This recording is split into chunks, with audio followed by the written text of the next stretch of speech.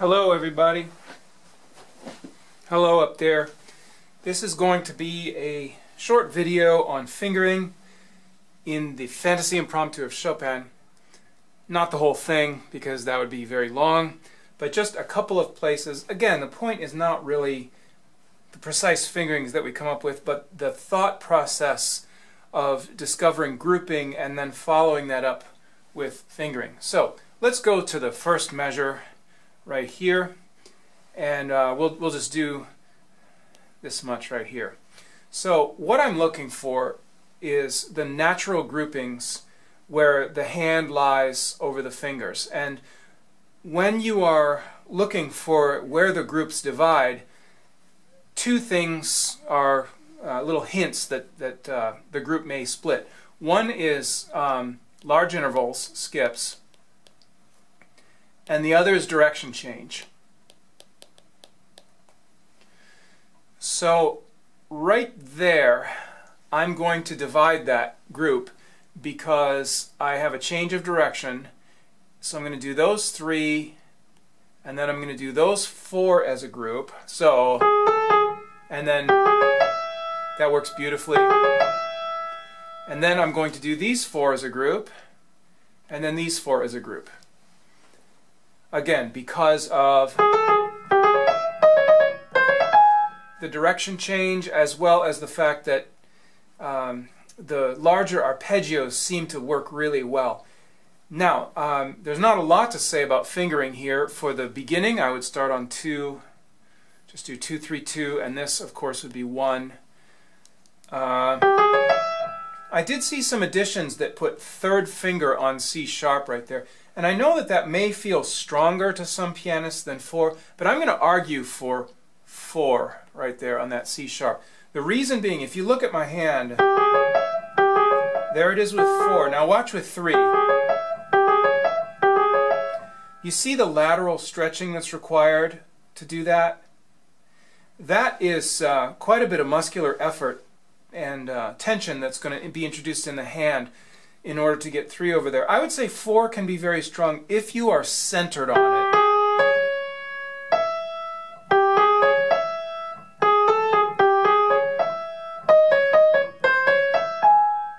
So this is going to be 3 again, and that's going to be 1. But this time, 3 in the middle of the arpeggio, because it just lies in a slightly different place. So here's the whole thing. One more time. So notice a couple things. First of all, as I begin practicing this, I'm going to release quite a bit in those groups. I actually will go through my music and mark these breaks so that I remember in practice to release. And when I say release, I mean I'm actually letting go of the piano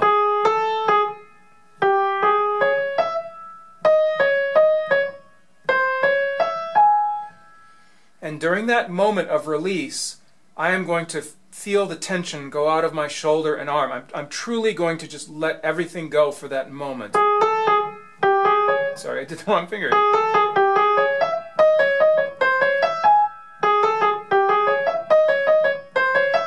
Now you may say, but that's not going to sound good up to tempo with those gaps in there. No, those gaps are going to disappear. In fact, I may lessen the amount I let go, in some cases even letting it vanish, but initially I need to train myself that there's a slight release there because I'm moving to a new group and a new place. So if you notice the first 3 notes, they take place here. The second group takes place here and moves this way. The third group takes place here and goes like this, and the last group takes place here and goes like this. So there's really no relationship, no shared work between that and this. They're separate jobs. So I'm going to do them separately.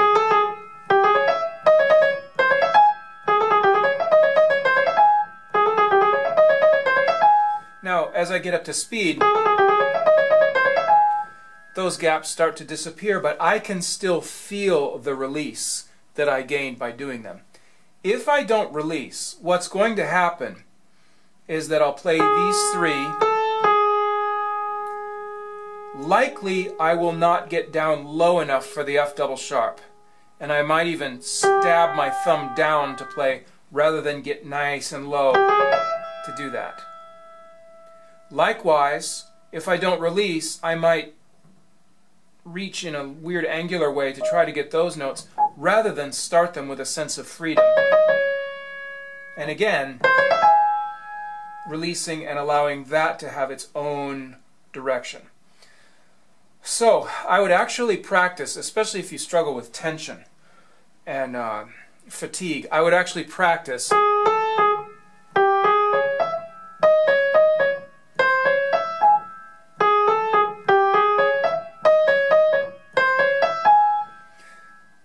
this sounds a lot like the different rhythms that many people use when they're practicing a passage, and I think they may serve similar functions. Now, one other thing, each of these groups has its own kind of direction.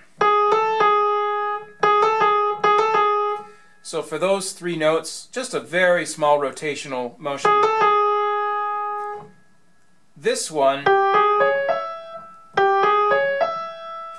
is all in the same direction, but the hand cannot be frozen in place and play like this. The hand has to move through so that it is centered on each note. I call that centering through a passage. If you're frozen in place with your parking brake on and stabbing down with individual fingers, that is isolation. And I very, very often see students who try to play this piece isolated, and I think it has been the cause of some tendinitis. Okay, then these others, basically the same thing. So that's the first measure. The second measure is identical. Let's go on to this large arpeggio in the third measure. I think this fits very easily under the hand as 1, 2, 3, 4. And the grouping is there. Right? So again, we have to center through it. It looks like it's going to do the same thing, but it breaks off and goes there. Now, I would actually group right like that. Again, 1, 2, 3, and of course 5. But I would not connect these. The reason being that I now have to go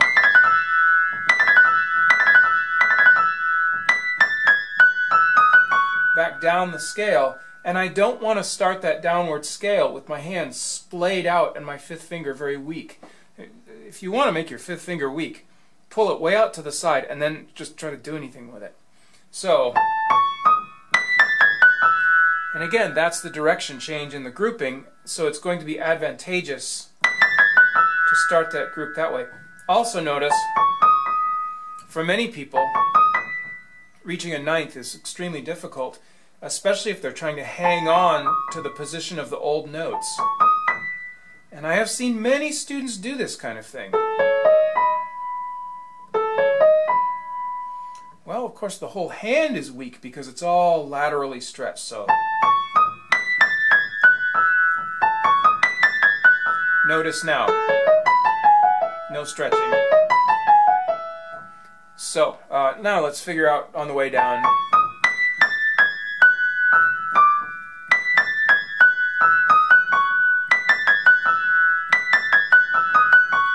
Okay, so obviously you can do 5 fingers in a row, 5, 4, 3, 2, 1. I almost hesitate to call this a group. I will for now. But this is a place where we may not let go very much.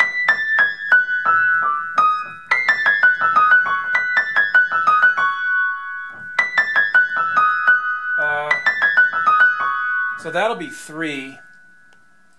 This will be 4 or 5. That'll be 2.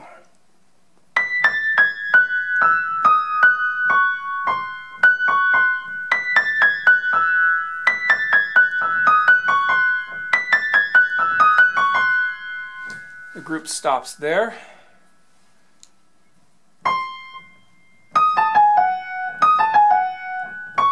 That's another group. All the direction changes and skips kind of tell us. Okay, now these get very uneven. It's not the same pattern over and over again, so we have to go through and do this in a kind of custom way so that each beat might even be a little bit different. So, all the way back to the top. That grouping there, that grouping there,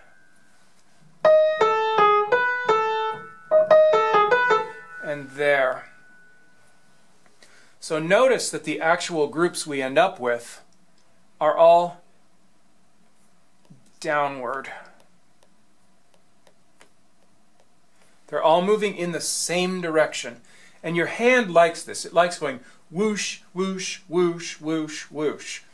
Okay, what it doesn't like doing is going in a kind of zigzaggy way. With this exception, with a very nice even back and forth pattern or rotational pattern, that actually works very well. But this kind of crazy zigzag works great if you can turn it into down, down, and notice that it's 4, 3, 3, 3. Okay, so it's again this kind of asymmetrical thing that doesn't fit the meter. Chopin is again hiding his physical groups inside his rhythmic groups. So let's see. So I would let go between all of those. Let's do that whole passage now from back here.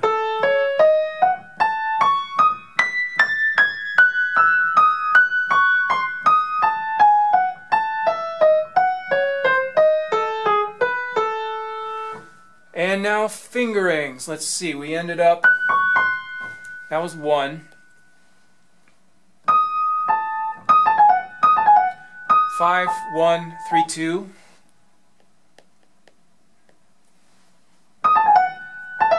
5, 1, 2. Sorry, it's getting crowded in there. 5, 2, 1. 5, 2, 1. So, even though those seem a little odd and kind of random, when you feel that they all go in the same direction, your hand is very happy to go whatever that is. So, the whole thing once again. Sorry, I got lost. I can't see with all this red. F sharp, I think. And now we're back to that beginning place. So I might practice it like this.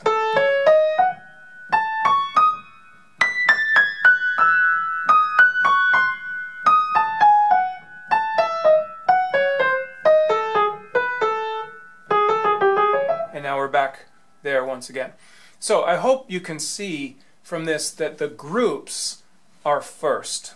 The natural groups where the hand can move in ways that it loves, that comes first, and then within the group I deal with the way that the fingering will fit best. Generally, long fingers will go up on black notes, short fingers will go down on white notes if possible. I'm not that worried about when I go from one group to another. Because I let go, I can just use any fingering I want. I don't have to worry what I just played in the previous group. So I don't really worry about that. Let's look at one more spot here. I don't know. I don't think it's that difficult, but people do get into trouble. What I have seen with many competitions and auditions and so on is where students will splay the hand out. They'll spread the hand out because you can more or less cover these 4 notes with the hand. And they'll keep the whole thing spread out.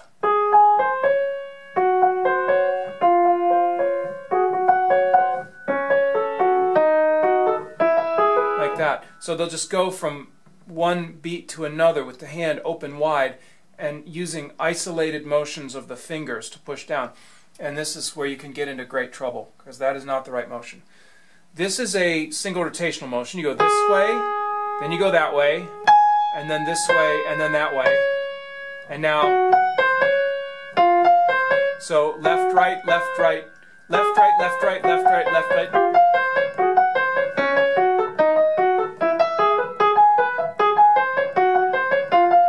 See, it's really quite obvious how it works.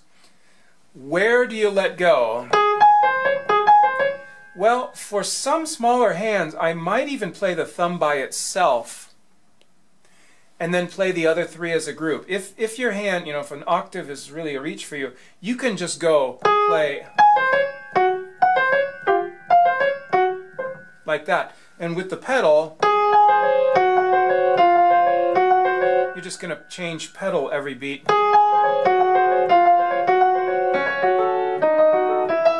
If your hand's a little larger, you don't really worry about it. You can do 4 at a time. The other advantage you get when you're playing this way is that in order to bring out that melody, you need a little vertical space to get some speed going, because forte comes from the speed of the hammer, which comes from the speed of the key, which comes from the speed of the hand. And speed comes from, you have to accelerate, and acceleration takes distance. That's just simple physics. And if you don't agree, it's because you're wrong and you don't understand science. So I'm going to give myself a little bit of room to get the thumb going. And then I just don't feel like it's such an urgent emergency to hit the note hard suddenly. If you try to play it right on the note, it's very difficult to get enough speed without that space. So this is a very nice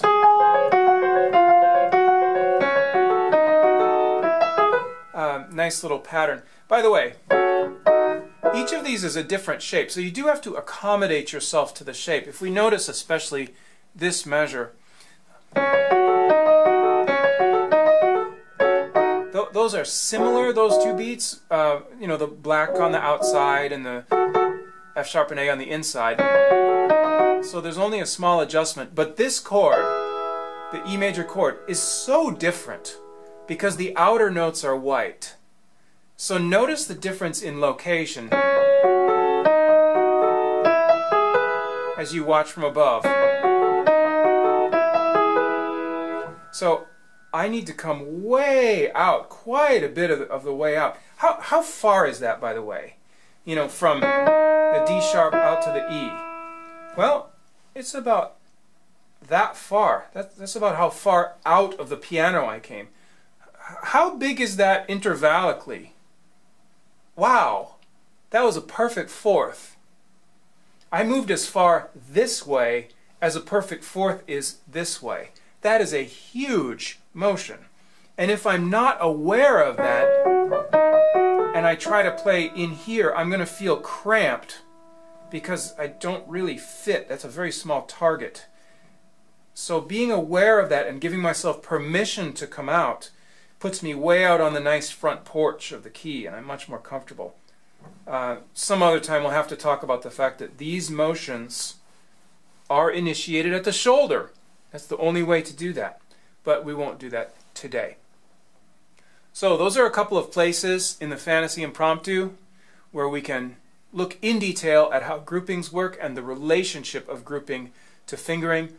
Remember, groups first. After that, you can do fingering. All right, have a great day. Happy practicing. Bye.